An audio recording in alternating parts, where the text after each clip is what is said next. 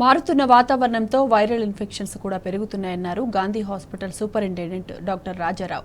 Viral infections తో రెండు మూడు రోజులు కేసులు దాకా నమోదవుతున్నాయని చెప్పారు. వైరల్ ఫీవర్స్ తో అటు ఓపీ కూడా పెరిగిందన్నారు. వైరల్ నిమోనియాపై అప్రమత్తంగా లేకుంటే ప్రాణాలకే ప్రమాదం అంటున్న డాక్టర్ రాజారావుతో మా ప్రతినిధి వంశీకృష్ణ ఫేస్ టు ఫేస్.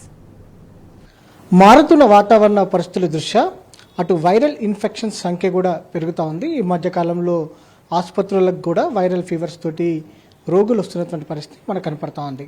ప్రధానంగా ఈ సీజన్లో ఎలాంటి జాగ్రత్తలు తీసుకోవాలి, దాంతోపాటుగా అటు ప్రభుత్వ ఆసుపత్రులకు కూడా ఎలా రోగులు వస్తూ ఉన్నారు. ప్రజెంట్ మనం గాంధీ హాస్పిటల్ ఉన్నాం. ఇక్కడ మనతో పాటు మాట్లాడడానికి Gandhi hospital superintendent doctor Rajarao గారు మనతో పాటు ఉన్నారు. వారితో మాట్లాడించే ప్రయత్నం చేద్దాం. సార్ చెప్పండి, ప్రధానంగా ఈ కాలంలో మారుతున్న వాతావరణ పరిస్థితుల దృష్ట్యా మరోపక్క వర్షాలు పడుతున్నటువంటి నేపథ్యంలో కూడా ఇలాంటి సందర్భంలో వైరల్ ఇన్ఫెక్షన్స్ ఎలా సోకే అవకాశం ఉందంటారు? ఎలాంటి వైరల్ ఇన్ఫెక్షన్స్ వచ్చే అవకాశం ఉందంటారు? అంటే ఇప్పుడు మనం చూసుకుంటే ఈ సీజన్లో జూన్ నుంచి జూలై, ఆగస్ట్, సెప్టెంబర్ వరకు యూజువల్గా ఈ టైంలో ఈ వైరల్ ఫీవర్స్ ఇంక్రీజ్ అయ్యే అవకాశం ఉంటుంది. అదే సందర్భంలో మనకి ఈ మస్కిటో బ్రీడింగ్ సెంటర్స్ కూడా ఎక్కువైపోయి మనం తగిన జాగ్రత్తలు తీసుకోకపోతే ఈ మస్కిటో బార్న్ డిసీజెస్ ఉంటాయి కొన్ని, మలేరియా కానివ్వండి, చికెన్ గునియా కానివ్వండి, డెంగ్యూ కానివ్వండి, ఇటువంటివి కూడా ప్రబలే అవకాశం ఉంటుంది. దీంతో పాటుగా ఈ వరదలతోటి కలుషితమైన ఫుడ్, వాటర్ తీసుకోవటం వల్ల ఈ food borne diseases or water borne diseases కూడా వచ్చే అవకాశాలు ఉంటాయి. సార్, ఇన్ఫెక్షన్లో ప్రధానంగా వైరల్ నిమోనియా సంఖ్య అనేది కూడా కొంత ఎక్కువగా కనిపిస్తూ ఉంది. దీనికి గల కారణాలు ఏమంటారు? అంటే వైరల్ నిమోనియాస్ అంటే ఏ రకమైన వైరస్ అయినా కూడా, అంటే ఇప్పుడు మనం చూస్తుంటే మనం ఇన్ఫ్లుయెంజా వైరస్ కావచ్చు, మొన్నటిదాకా మనల్ని బాధించిన కరోనా వైరస్ కావచ్చు, లేకపోతే కొన్ని పారా ఇన్ఫ్లుయెంజా వైరసెస్ అని ఉంటాయి, లేకపోతే ఎడినో వైరస్ అని, రెస్పిరేటరీ సిన్సిషియల్ వైరస్ అని, అక్కడ దాకా ఎందుకు మీజిల్స్, మమ్స్ కాజ్ చేసే వైరస్ కూడా, వీటన్నిటి ద్వారా కూడా నిమోనియాస్ వచ్చే అవకాశం ఉంటుంది. సో ఈ నిమోనియా అనేది డేంజరస్ సిచ్యువేషన్. ఈ నిమోనియా అందరిలో రాకపోవచ్చు. ఈ వైరల్ ఇన్ఫెక్షన్ సోకిన వాళ్ళల్లో కొందరిలో వైరల్ నిమోనియాస్ డెవలప్ అయ్యే అవకాశం ఉంటుంది.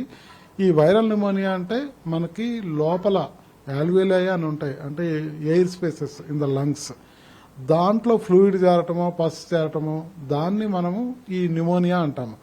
సో ఇది ఈ వైరస్ సోకిన దాన్ని బట్టి అది మైల్డ్ న్యూమోనియాస్ కాడ నుంచి లైఫ్ థ్రెటనింగ్ న్యూమోనియాస్ అంటే ఐసీయూలో ట్రీట్మెంట్ చేయాల్సిన పరిస్థితి, వెంటిలేటర్కి పోయే పరిస్థితి దాకా ఇట్లా సివియారిటీ ఒకళ్ళ నుంచి ఒకళ్ళకి అంటే ఇట్లా స్ప్రెడ్ కావటం అట్లనే ఉంటుంది.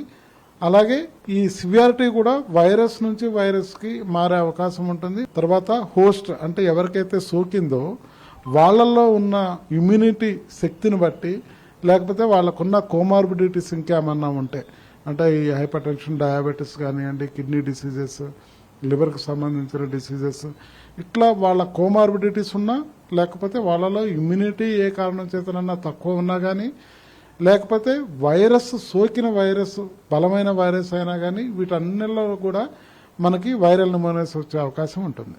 సార్, ప్రధానంగా వీటి సిమ్టమ్స్ ఎలా ఉంటాయి ముందుగా ప్రారంభ దశలో? అంటే ప్రారంభ దశలో మనకి అన్ని వైరల్ ఇల్నెస్లే కాబట్టి అన్ని వైరల్ ఇల్నెస్ లాగానే వీళ్ళకు కూడా ఫీవర్ రావటము, దగ్గు, జలుబు, కొందరిలో గొంతు నొప్పి రావటము, ఒళ్ళు నొప్పులు, తర్వాత బాడీ అంతా వీక్ అయిపోవటము, ఇటువంటి సిమ్టమ్స్ తోటి మొదలయ్యి ఒకవేళ నిమోనియాస్ డెవలప్ అయిపోతే అప్పుడు వాళ్ళల్లో ఈ నిమోనియాకు సంబంధించిన లక్షణాలు అంటే సివియర్గా కాఫ్ రావటము, హైగ్రేడ్ ఫీవర్ రావటము, తర్వాత శ్వాస అనేది రెస్పిరేటరీ రేట్ అనేది ఎక్కువ పెరగటము, స్వెట్టింగ్ రావటము, కొందరిలో మరీ సివియర్గా ఉంటే చిన్నపిల్లల్లో కానీ వీళ్ళల్లో వాళ్ళు బ్లూగా అయిపోతారు. అంటే మన లంగ్స్ ఆక్సిజనేషన్కి ఉపయోగపడతాయి. ఈ లంగ్ ఎయిర్ స్పేసెసే మనకి ఇన్ఫెక్ట్ అవుతున్నాయి కాబట్టి ఆక్సిజనేషన్ సరిగ్గా అందక బాడీకి లిప్స్ కానివ్వండి, ఫేస్ కానివ్వండి, ఈ భాగాలు మనకి బ్లూ కలర్లో అయిపోయి అట్లా సివియర్గా అయ్యే ప్రమాదం ఉంటుంది. సార్, దీంతో పాటుగా వీటిని గుర్తించడానికి ఎలాంటి పరీక్షలు వాడతారు? కొంత లంగ్స్ ఎఫెక్ట్ అయిన వాళ్ళకి కూడా తొందరగా బయటపడదు అని అంటారు. దీనికి సంబంధించి ఏమంటారు? వైరల్ న్యూమోనియాస్ కొన్ని సడన్ గా వచ్చే అవకాశం ఉంటుంది. అంటే ఓవర్ నైట్ సడన్ గా వాళ్ళు సీరియస్ అయిపోవటం ఇట్లా ఉండే అవకాశం ఉంటుంది. సో ఇందాక నేను చెప్పిన లక్షణాలు అంటే బ్రెత్లెస్నెస్ రావటము, బాగా ఆయాసం వచ్చి పల్స్, బీపీ పడిపోవటము, స్వెట్టింగ్ రావటము, ఇటువంటి లక్షణాలు ఉండి ఆక్సిజన్ సరిపోదు, ఆక్సిజన్ సాచురేషన్ కూడా పడిపోతుంటుంది. ఇటువంటి లక్షణాలు ఉన్న వాళ్ళని మనం తీవ్రంగా గుర్తించాలి. వీళ్ళని ఐసీయూలో పెట్టి మనం ట్రీట్ చేసుకుంటుంటాము. చేసిన వాళ్ళల్లో కొన్ని రకాల పరీక్షలు ఉంటాయి. ఈ తెమ్మడ పరీక్షలు చేయటం కానివ్వండి, లేకపోతే చెస్ట్ ఎక్స్రేలో మనకు తెలిసిపోతుంది. ఇంకా కావాలంటే హై రిజల్యూషన్ సిటీ స్కాన్ అని, లేకపోతే ఇంకా అవసరం ఉంటే బ్రాంకోస్కోపీ అని చేస్తారు. ఇట్లా రకరకాల మొడాలిటీస్ ఆఫ్ టెస్ట్స్ ఉన్నాయి. వీటిలో మనం తీవ్రతను కూడా గుర్తించవచ్చు.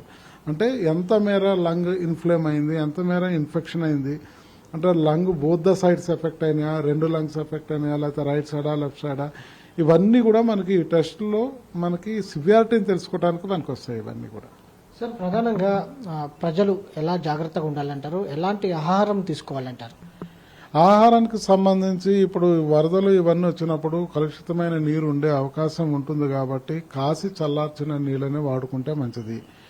ఎక్కడైనా కానీ బయటకు పోయినప్పుడు మన వాటర్ మనమే క్యారీ చేయాలి. అవుట్ సైడ్ ఫుడ్ అవాయిడ్ చేయాలి. సో దీని ద్వారా ఫుడ్ అండ్ వాటర్ బాండ్ డిసీజెస్ని మనం అవాయిడ్ చేసుకోవచ్చు. తర్వాత ఈ మస్కిటో బ్రీడింగ్ సెంటర్స్ మన ఇంటి చుట్టుపక్కల ఉన్న నీళ్లు ఇటువంటివి లేకుండా చూసుకుంటే మస్కిటో వృద్ధి కాకుండా మస్కిటో కాట్ నుంచి మనం కాపాడుకోగలిగితే ఈ మస్కిటో బాండ్ డిసీజెస్ ఏవైతే ఉన్నాయో, మలేరియా లేకపోతే ఈ చికెన్ గనియా కానీ డెంగ్యూ కానీ ఇవి రాకుండా చూసుకోవచ్చు. ఈ వైరల్ న్యూమోనియాస్ కానివ్వండి, వైరల్ ఫీవర్స్, ఇవన్నీ కూడా ఈ రెస్పిరేటరీ వైరసెస్, ఇవి మనము కోవిడ్ లాగానే దగ్గు, తుమ్ములు వీటి నుంచి స్ప్రెడ్ అవుతుంది.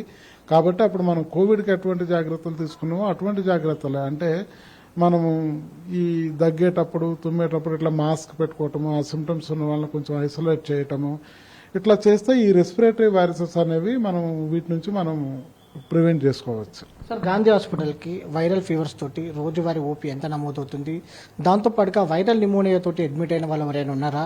వాటి సంఖ్య కూడా, రోగుల సంఖ్య కూడా ఎలా వస్తుంది అంటున్నారు? న్యూమోనియాస్ ఉండి వెంటిలేటరీ సపోర్ట్ అవసరం ఉన్న అటువంటి కేసులే మన దగ్గరకు వస్తుంటాయి. అటువంటి కేసులు ఇప్పుడు అంటే రోజుకు ఒక 2-3 కేసులు అట్లా వస్తున్నాయి. తర్వాత ఓపీ మనకి ఈ ఫీవర్ సీజన్ కాబట్టి కొంచెం ఓపీ అనేది మాకు ఒక 15 to 20% ఇంక్రీజ్ అయింది. సో ఓపీ కొంచెం ఇంక్రీజ్ అయింది. ఐపీలో ఇటువంటి కేసెస్ ఒక 3-4 కేసుల దాకా వస్తున్నాయి. అంటే ఇవన్నీ కూడా మనం severe acute respiratory illness sorry అని అంటాము. ఈ సివియర్ అక్యూట్ రెస్పిరేటరీ ఇల్నెస్ రోజుకు మాకు 4 to 5 దాకా వస్తున్నాయి.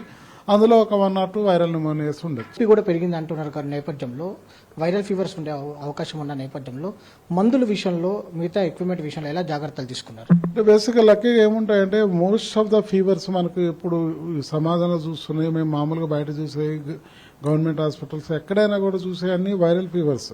So viral most of the fevers are viral fevers. Usually more than 70% viral ఫీవర్సే ఉంటాయి. ఈ వైరల్ ఫీవర్స్ అన్నీ కూడా సెల్ఫ్ లిమిటింగ్, వాటంతటా అది తక్కువైపోతాయి. కాకపోతే మనము ఈ పారాసెటమాల్ లాంటి టాబ్లెట్స్ ఇవి వాడటము, బెడ్ రెస్ట్ తీసుకోవటము, హైడ్రేషన్ సరిగ్గా ఉండటము, ఇటువంటివి చూసుకోవాలి. దీనికన్నా తీవ్రత మించినప్పుడు మాత్రం అది ఏ రకమైన, అది రియల్గా వైరల్ ఫీవరా, లేకపోతే మలేరియాకు సంబంధించిందా, డెంగ్యూకి సంబంధించిందా, ఇటువంటి కిట్స్ అన్ని దగ్గర, అన్ని ప్రాథమిక కేంద్రాలు, అన్ని బస్తీ దవాఖానలు, అన్ని పల్లె దవాఖానలు ఈ కిట్స్ అన్ని కూడా అవైలబుల్ ఉన్నాయి. మనం వైరల్ ఫీవరా లేకపోతే ఇంకా వేరే రకమైన ఇవే చూసుకొని ఆ రకమైన ట్రీట్మెంట్ తీసుకోవాల్సి ఉంటుంది. అటువంటి కిట్స్ అన్నీ ఉన్నాయి. ఈ వైరల్ ఫీవర్స్లో మనకి పారాసెటమాల్, ఈ తర్వాత ఈ సెట్రిజిన్ ఇటువంటి లాంటివి ఇవే కానీ పెద్దగా మనకి పెద్ద పెద్ద మందులు అవసరం ఉండదు. కొన్ని బ్యాక్టీరియల్ న్యూమోనియాస్ వాటిలో మాత్రం హై అండ్ యాంటీబయాటిక్స్ అవసరం ఉండొచ్చు. ఆ హై అండ్ యాంటీబయాటిక్స్ కూడా మన దగ్గర అవైలబిలిటీ అయితే బాగానే ఉన్నాయి. ఇది మొత్తం మీద ఏదైతే వైరల్ ఇన్ఫెక్షన్ సంబంధించి కావచ్చు, వైరల్ న్యూమోనియా కూడా పెరుగుతున్నటువంటి నేపథ్యంలో ప్రజలు జాగ్రత్తగా ఉండాలని కూడా సూచిస్తా ఉన్నారు. మారుతున్న వాతావరణ పరిస్థితుల దృష్ట్యా ప్రజలు కూడా అప్రమత్తంగా ఉండాలి. ఏదైతే పరిశుభ్రమైనటువంటి వాతావరణం పెట్టుకోవాలని కూడా ఇంటి పరిసర ప్రాంతాలకు సంబంధించి కూడా సూచిస్తూ ఉన్నారు. ఏదైతే మంచి ఆహారం తీసుకోవాలి, వ్యాయామం చేయాలి, దాంతోపాటుగా ఏమైనా సిమ్టమ్స్ ఉంటే వెంటనే డాక్టర్స్ కూడా చూపించుకోవాలని కూడా వారు సూచిస్తూ ఉన్నారు. వీడియో జర్నలిస్ట్ లక్ష్మణ్తో వంశకృష్ణ, టీ న్యూస్, హైదరాబాద్.